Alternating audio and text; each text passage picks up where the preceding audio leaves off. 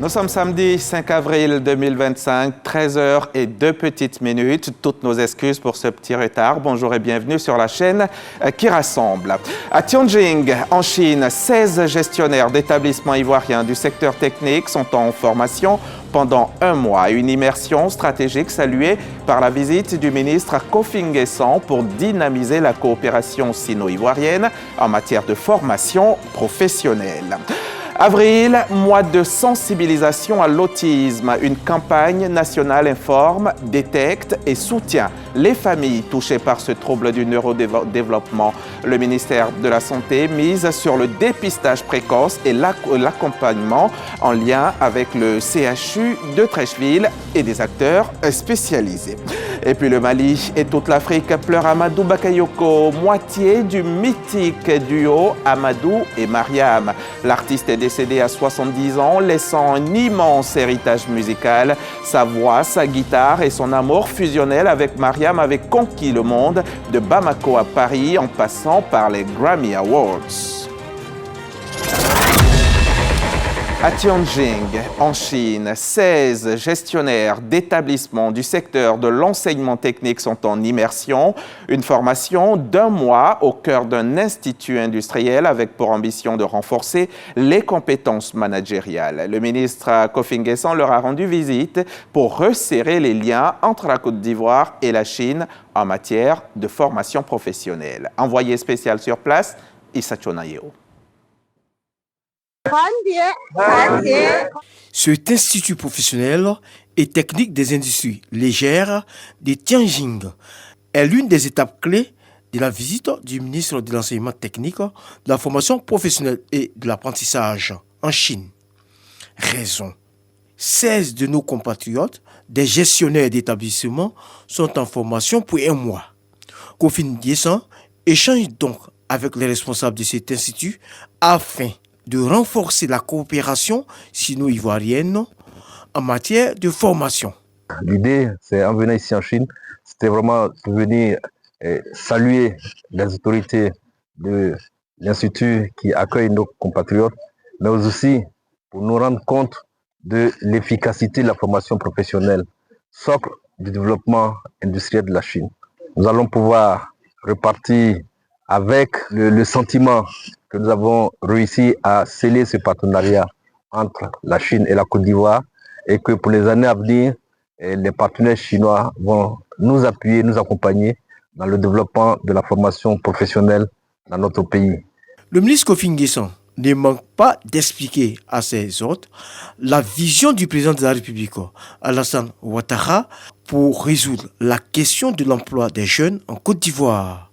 Le gouvernement envisage aussi la construction d'une étape intermédiaire dans ces relations, notamment par la construction de 5 nouveaux établissements et probablement 12 établissements suivront, de sorte à avoir une couverture territoriale homogène et faire en sorte que la formation professionnelle se développe davantage au profit des jeunes, comme le souhaite le président Alassane Ouattara.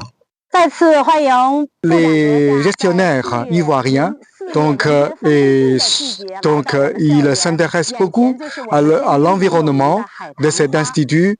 Ils sont aussi inspirés par de la culture chinoise. Plus tard, on souhaite construire plus d'ateliers de Luban dans votre pays pour voir votre efficacité de formation que vous avez connue en Chine. Pour les apprenants, le déplacement en Chine est bénéfique pour un enseignement de qualité au profit du secteur de l'éducation technique et professionnelle ivoirien. Nous découvrons un grand pays avec des valeurs et avec une projection sur l'avenir. Et donc, la formation que nous faisons nécessairement va renforcer nos capacités pour que nous puissions donc accroître la performance de nos établissements une fois qu'on sera en Côte d'Ivoire. Une visite des locaux de l'Institut permet au ministre Kofi N'Guessan de s'imprégner des équipements et normes de formation dont dispose l'établissement chinois. Les responsables sont prêts à assurer la formation des jeunes Ivoiriens. De retour à Pékin, après 48 heures passées à Tianjin, le ministre Kofi N'Guessan s'est entretenu avec les responsables de l'atelier Luban, un programme d'aide d'équipement. Et on rentre à Abidjan. En 2024, la lutte contre la déforestation s'est organisée avec méthode. Grâce à l'initiative Cacao Forêt, soutenue par le partenariat IDH, 236 acteurs publics et privés ont été formés aux outils de surveillance environnementale. Cartographie, alerte géographique, photo-interprétation, ce sont là des techniques nouvelles pour un combat essentiel. Franck Quadio et Zakaria Traoré nous en disent plus. Du fait de la déforestation, entre autres facteurs, il ne reste que 2,97 millions d'hectares de forêt au terme de l'année 2020 à la Côte d'Ivoire. L'initiative Cacao et Forêt, cadre d'action commune entre le Ghana et la Côte d'Ivoire, depuis 2017 a pour ambition d'inverser la tendance avec le partenaire facilitateur IDH. Un plan pilote est lancé en 2023 pour maîtriser le système d'alerte précoce des activités de déforestation. En 2024, une seconde phase dédiée au renforcement des capacités des acteurs dans le cadre du suivi de la déforestation a été réalisée avec l'appui financier des IDH en Côte d'Ivoire. Cet atelier de restitution vise à présenter les résultats obtenus. Nous nous réunissons aujourd'hui pour partager les résultats de ce programme qui a permis de former près de 240 participants aux techniques de gestion forestière, de suivi satellitaire et de reconnaissance végétale. Ce programme représente un investissement essentiel pour la préservation de nos forêts. Des auditeurs et participants outillés, mais comment? À l'aide du matériel innovant de télédétection. La formation a duré tout le long de l'année 2024. Donc on a eu d'abord la photo-interprétation qui va nous permettre de pouvoir également faire le suivi et la surveillance des forêts. Alors il faut savoir qu'à partir de cette formation, nous aurons des agents beaucoup plus, on va dire, ayant une meilleure capacité technique de comprendre la donnée spatiale, mais réellement adaptée à la forêt, de pouvoir identifier assez aisément des alertes de déforestation à partir d'une image de télédétection. Le président du comité de pilotage de l'initiative Cacao Forêt, le ministre des Eaux et Forêts, Laurent Tchagba, ce renforcement de capacité est un pas important selon lui dans la lutte pour la reconquête de notre couvert forestier. Le suivi de la dynamique forestière à travers l'utilisation des technologies géospatiales combinées aux patrouilles pédestres fait partie des mesures transversales des axes d'exécution de la stratégie nationale de préservation, de réhabilitation et d'extension des forêts. Cet axe important de l'ASPREF est progressivement en train de se mettre en place. Ce renforcement de capacité à terme sera au dire du ministre des Eaux et Forêts capitalisé à travers le futur système national de suivi spatial des forêts et d'alerte précoce à la déforestation. L'école ivoirienne prend aussi le virage écologique. 2 salles de classe et une cantine construite avec des matériaux recyclés ont été livrées à Boisflé. C'est dans la région de la Maraoué. Une démarche innovante qui transmet aux élèves des valeurs environnementales dès le plus jeune âge. Corona Soro nous fait visiter ces infrastructures vertes.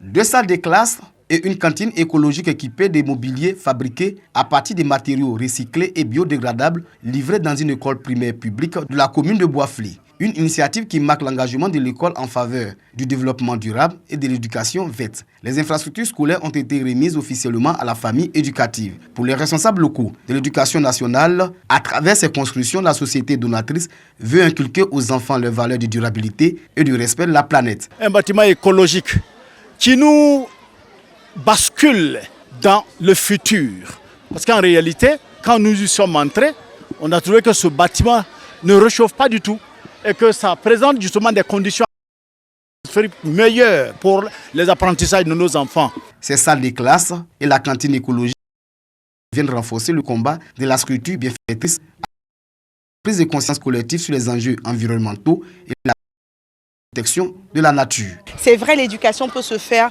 mais elle ne peut pas être pertinente sans intégrer les facteurs écologiques, les facteurs environnementaux. Et c'est ce qui a été fait aujourd'hui à travers ces salles de classe maternelle. Le maire de la commune de Boisflé salue cette vision écologique qui débute par les tout petits. De faire en sorte que tout ce qui a été livré, tout ce qui a été fait, que nous puissions être capables d'en prendre soin Cette action montre qu'il est possible de concilier l'innovation pédagogique et responsabilité écologique, ouvrant ainsi la Côte d'Ivoire sur la voie de l'adoption du comportement éco-citoyen. La lutte contre la vie chère se poursuit et les bonnes nouvelles arrivent du marché du riz. Des entrepôts inspectés, des stocks bien fournis, une qualité rassurante. Le directeur général du commerce intérieur a fait le tour des sites d'importateurs et de distributeurs à Abidjan pour s'assurer que les besoins des populations seront durablement couverts. Juliette Ouya et Ami Sangaré ont suivi cette tournée de terrain. Le riz ne manquera pas de sitôt en Côte d'Ivoire. En effet, la Direction générale du commerce intérieur veille au grain. 4 entrepôts d'importateurs et de distributeurs de riz ont ainsi été visités dans les communes de Yopougon, zone industrielle, à Tekoubé et Trècheville. Disponibilité, il n'y a pas de souci. On a importé beaucoup de riz. Pas nous seulement, il y a beaucoup de riz dans la marché. Depuis 3 mois, 4 mois, l'importation est en train de faire ça, c'est pas un souci. Mais le prix, c'est en train de baisser. Des sacs de riz qui étaient à 26 000 il y a 2-3 mois, qui aujourd'hui se retrouvent à 23 000. Pour une période bien donnée de 3 à 4 mois, nous pourrons bien évidemment asservir à la population ivoirienne. La Direction générale du commerce intérieur, structure sous tutelle du ministère du Commerce et de l'Industrie, accompagne ainsi le gouvernement dans la lutte contre la vie chère. Notre marché est approvisionné et très bien approvisionné. Nous avons aujourd'hui dans nos évaluations un stock de riz qui tourne autour donc, de 500 000 tonnes de riz disponibles dans les entrepôts des importateurs, ce qui correspond à l'état actuel à peu près 4 à 5 mois de stock. Voilà, donc aujourd'hui, et sans compter qu'il a été annoncé par la majorité des importateurs qu'il y a énormément de navires, il compte à peu près 200 à 300 000 tonnes de riz qui sont donc à l'approche du port d'Abidjan. Pour le bien-être de ces populations, le gouvernement ivoirien poursuit ses actions de lutte contre la vie chère. À noter qu'en plus du prix du riz revu à la baisse, les prix du carburant ont été réduits et le kilogramme du cacao fixé à 2200 francs CFA. Avril voit la vie en bleu. Nous sommes dans le mois de la sensibilisation à l'autisme. Sensibilisation qui s'intensifie en Côte d'Ivoire dans le sillage de la Journée mondiale de l'autisme. Une campagne nationale est en cours pour mieux comprendre ce trouble neurodéveloppemental, détecter précocement les cas et surtout soutenir les familles concernées. On voit cela avec Didier Nguessan et Joël Gomez. Troubles du neurodéveloppement. L'autisme affecte la communication, le comportement et les interactions sociales chez les enfants de moins de 3 ans. Au CHU de Trècheville, ce centre accueille en moyenne 7 patients par jour. Ils sont suivis par des pédopsychiatres et les orthophonistes. À l'occasion de la campagne de sensibilisation sur l'autisme dénommée Avril Bleu, le CHU étend ce service avec la pose de la première pierre. L'autisme n'est pas une erreur. C'est une façon différente de percevoir le monde. Un enfant autiste est alors pour moi spécial. Pour des parents spéciaux que nous sommes et que nous devons continuer d'être. Cela implique de se sentir souvent fatigué, abattu, mais toujours motivé pour avancer. L'OMS et le ministère de la Santé mutualisent leurs efforts pour renforcer la lutte contre l'autisme. Au cours du programme biennal qui s'achève bientôt, notre bureau pays a soutenu le programme national de santé mentale en portant plusieurs stratégies. La disponibilité d'un service gratuit d'accueil, d'information, d'assistance psychologique et d'orientation des familles, des usagers pour la prise en charge de l'autisme via le numéro vert 143. Le renforcement des capacités de plus de 100 professionnels du secteur public en matière de prise en charge multidisciplinaire des troubles du spectre de l'autisme. La réhabilitation et mise à niveau du centre Marguerite Thébonlé et du centre de guidance infantile de l'INSP, Institut national de santé publique, pour la fourniture des prestations de qualité. L'INFAS a révisé depuis 4 ans ses programmes avec une première promotion d'orthophonistes composée de 17 diplômés. Il s'en suivra une deuxième promotion avec 25 étudiants. De même, les compétences des sages-femmes sont renforcées en pédopsychiatrie. Et on en vient à ce pas de géant dans la couverture santé des fonctionnaires et agents de l'État. La MUGEFSI relève à 80% le taux de remboursement des médicaments dans le cadre du régime complémentaire obligatoire. Un arrêté officiel a été signé avec le ministère de l'Emploi et de la Protection sociale et cette avancée allège le quotidien de milliers de familles. Les précisions de Sephora Zegui. C'est un jour historique pour les fonctionnaires et agents de l'État de Côte d'Ivoire. Le taux de couverture des médicaments passe à 80% dans le cadre du régime complémentaire obligatoire. Cela s'est traduit par la signature d'un arrêté entre la tutelle et le PCA, président du conseil d'administration de la MUGEFSI. Chers mutualistes, à partir d'aujourd'hui, vous n'aurez qu'à payer 20%. À travers cette décision historique, le conseil d'administration que j'ai l'honneur de présider démontre sa volonté d'œuvrer au quotidien pour une meilleure prise en charge médicale des mutualistes. Cette réforme qui va changer la donne en matière de couverture santé est le fruit d'une gestion rigoureuse et d'une collaboration efficace avec la couverture maladie universelle. L'arrimage MUGEFSI-CEMU a permis d'optimiser les ressources et d'améliorer les prestations. À travers cette réforme, la MUGEFSI trace la voie. Elle montre à toutes les autres mutuelles qu'il est possible de s'arrimer à la CMU tout en renforçant sa capacité de couverture. La MUGEFSI ne s'arrête pas là. Elle a également mis en place des actions concrètes pour améliorer l'accès aux soins, comme la digitalisation des services et la signature de partenariats avec des établissements sanitaires.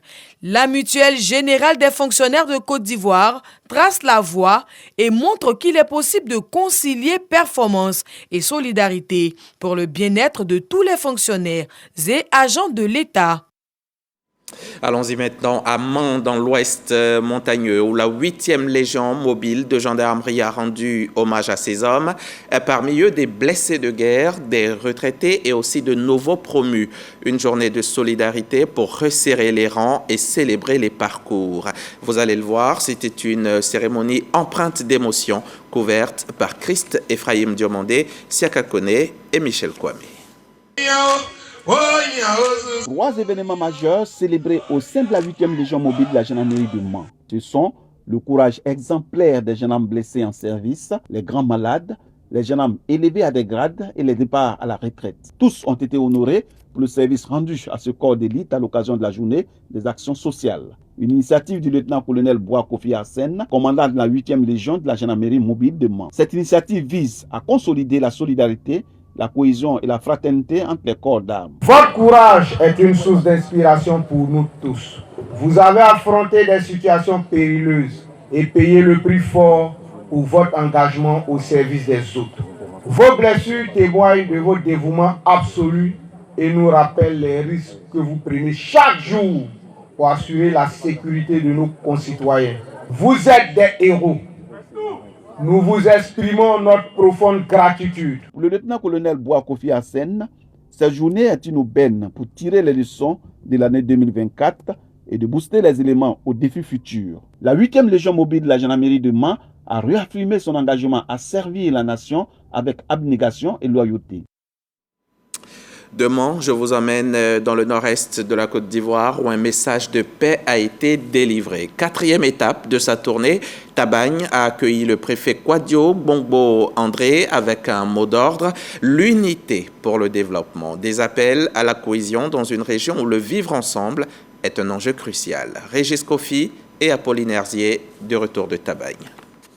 Tabagne, localité située à près de 42 km de Bondoukou, reçoit la visite du préfet du département, Kwadio Bongbo André, venu s'enquérir des difficultés que vivent au quotidien les populations, mais aussi porter un message d'unité et du vivre ensemble.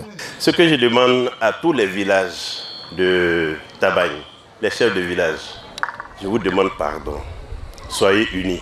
Si vous êtes unis dans vos actions, s'il y a la cohésion sociale, il y a la paix, il y a l'unité entre vous, forcément tout ce que vous demandez, vous allez avoir ça. Tabagne est sur le chemin du développement. Cependant, beaucoup reste à faire. Dans plusieurs secteurs tels l'éducation, la santé, les infrastructures routières, le foncier, les besoins sont énormes. Le préfet de Bondoukou s'engage à plaider auprès du gouvernement. Plusieurs structures ont fait le déplacement. L'actualité en Côte d'Ivoire montre beaucoup de litiges fonciers. Le ministre de la Construction a pris le devant. Il a créé un secteur de la construction à Tabagne. Mais attention, les dispositions prévoient des amendes, des peines de prison au cas où vous ne respectez pas la procédure. Créée en 1997, la sous-préfecture de Tabagne compte 19 villages subdivisés en 4 cantons. À Daloa, des familles défavorisées, des personnes âgées ont reçu un appui financier direct du maire Stéphane Belly. Plus de 70 bénéficiaires repartent avec un peu d'oxygène dans un contexte socio-économique parfois difficile. Jean-Marc Djadji et Issa Dambélé nous racontent cette journée de solidarité. 76 bénéficiaires reçoivent une aide financière d'un montant global de 5 millions de francs CFA, soit 50 000 francs CFA par personne. Un geste du maire de la commune de Daloa, Stéphane Belly, pour soulager les couches vulnérables. Une action saluée par les autorités administratives et les bénéficiaires. C'était vraiment une grande joie pour nous. Monsieur le maire a été généreux. À l'heure actuelle, recevoir 50 000 francs de la part de quelqu'un, c'est pas facile. Mais le maire a pensé à nous.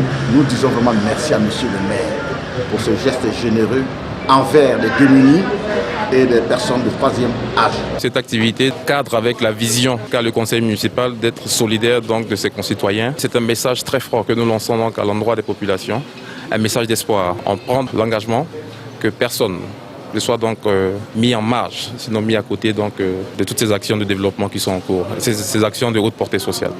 Cette cérémonie, empreinte d'émotion et de gratitude, marque, selon le premier magistrat de la commune de Daloa, une nouvelle étape dans l'accompagnement des personnes en situation de vulnérabilité dans la région du Haut-Sassandra. Une initiative qui, au-delà de l'aide matérielle, symbolise un engagement social fort pour une communauté plus solidaire. Allons-y maintenant à la découverte des saveurs d'ici et d'ailleurs. Le Festival de la cuisine ivoirienne revient pour une 3e édition. L'objectif, vous vous en doutez, c'est de faire rayonner le patrimoine gastronomique ivoirien dans toute sa diversité. Patricia Omoetia et Ibrahim Sissé ont goûté à l'ambiance. Avec ses ingrédients authentiques, ses épices uniques et ses techniques de préparation ancestrales, la cuisine ivoirienne continue de séduire et d'être mise à l'honneur. Dans cette dynamique, le Festival de la cuisine ivoirienne signe son retour pour une 3e édition au mois de juin à Boaké. Ce rendez-vous gastronomique désormais incontournable, qui s'inscrit dans le cadre du déploiement de notre stratégie nationale, la stratégie Sublime Côte d'Ivoire, est une véritable ode à la richesse de la diversité de notre patrimoine culturel, pour ne pas dire culinaire. La cuisine ivoirienne, riche et variée, est le reflet de notre histoire, de nos traditions et de notre savoir-faire ancestral. Chaque plat, chaque recette raconte une histoire, celle de nos régions, de nos communautés et de notre art de vivre. Les phases de présélection se dérouleront dans ce mois d'avril dans les 13 directions régionales du tourisme avec 26 compétiteurs. Le représentant du ministre du Tourisme et des Loisirs, Siandou Fofana, a salué cette initiative qui met en valeur le patrimoine culinaire ivoirien. Faire la promotion de notre cuisine, c'est donner du travail à nos producteurs, c'est dynamiser notre tourisme, c'est attirer le monde entier sur notre sol.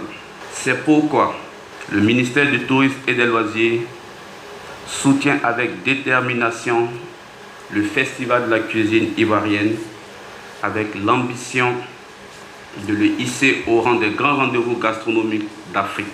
Cette 3e édition promet une immersion gustative exceptionnelle célébrant le savoir-faire culinaire ivoirien.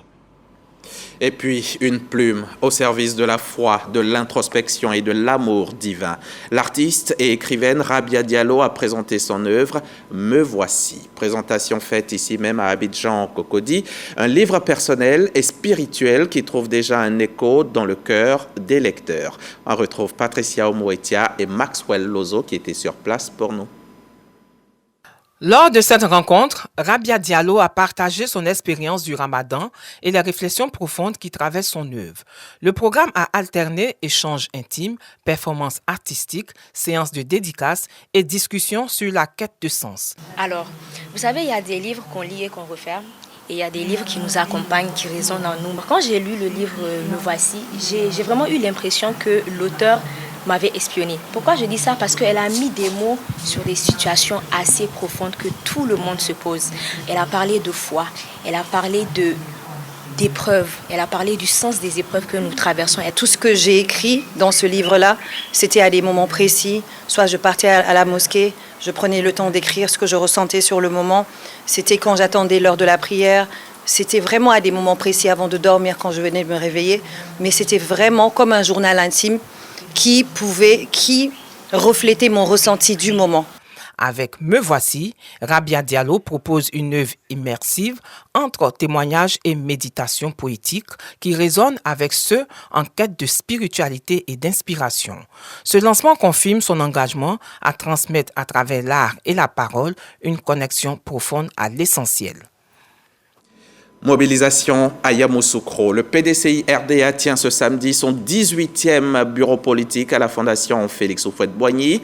Une étape cruciale pour fixer la date de sa convention nationale. Et c'est cette convention qui par la suite désignera le futur candidat du parti à la présidentielle d'octobre 2025 dans un contexte de forte attente des militants et d'unité en reconstruction. Un accès strictement réglementé pour les participants, carte de membre, pièces d'identité et preuves de cotisation exigées. Et cette importante réunion a démarré aux environs de 12 heures et se tient en l'absence du président du parti, Tidjane Thiam, que vous voyez là en image et qui a donc tenu à s'excuser dès l'ouverture des travaux. Le reportage complet vous sera proposé dans nos prochains journaux. Réflexion et éthique au cœur du sport africain. La CISA, la 16e conférence internationale des sports africains, s'est ouverte à Abidjan sur fond de débat sur la bioéthique, la technologie et la culture. Organisée avec l'INJS, cette rencontre d'envergure s'est tenue jusqu'au 5 avril dernier. Plus de détails avec Arsène Kouassi de la direction des sports. Abidjan, capitale du sport africain du 3 au 5 avril 2025. Prévention du dopage, substances et méthodes interdites, économie du sport et l'appui du secteur à l'employabilité des jeunes au centre des échanges entre acteurs du continent. Ce que nous attendons, c'est que le sport ne perde pas de vue non seulement sa dimension éthique, mais aussi sa dimension ludique.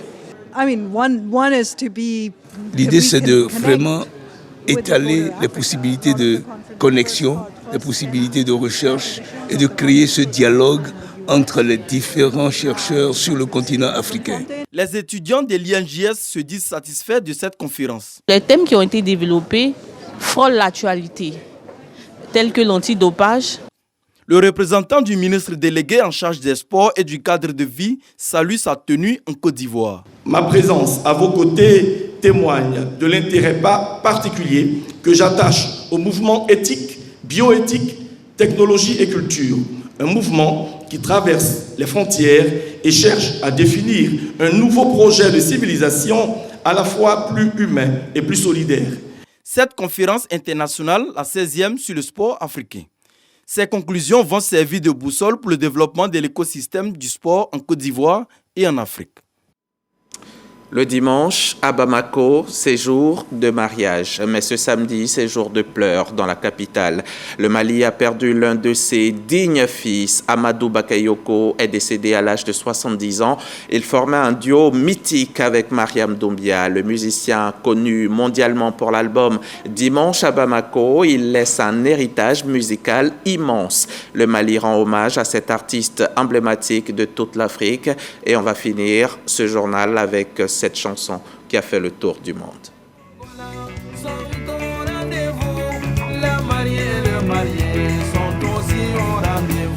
Les dimanches à Bamako, c'est les jours de mariage. Je pense à toi, mon amour, ma bien-aimée. Ne m'abandonne pas, mon amour, ma chérie. Je pense à toi, mon amour.